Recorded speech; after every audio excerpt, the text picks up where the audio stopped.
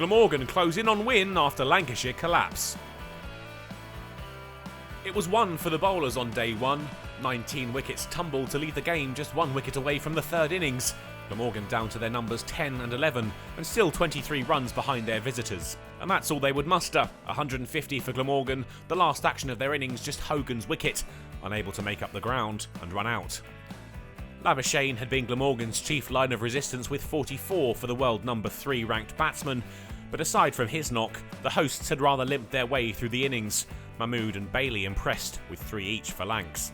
And they got themselves off to a better start than they had in their first innings, out of single digits without damage, and solid early on. It got them to 38 runs before they lost their first wicket.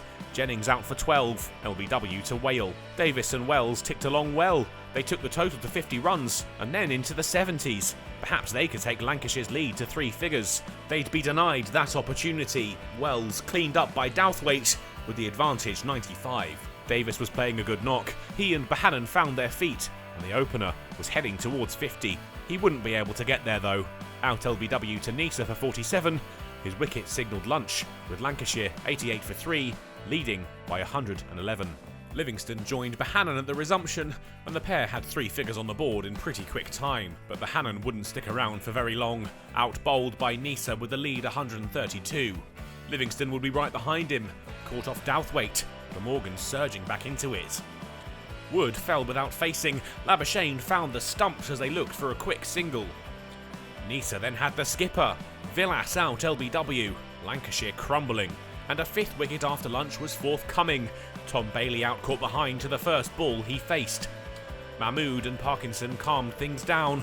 Priceless runs added by the pair with the lead just a shade over 150 now. And the two took the total past 150. The lead moving towards 200. Glamorgan getting a little bogged down, looking for the final 2 wickets. They found the first of them.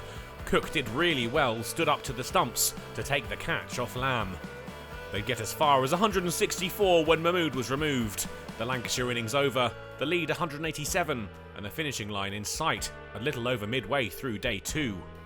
The hosts had battled their way back into the game after lunch.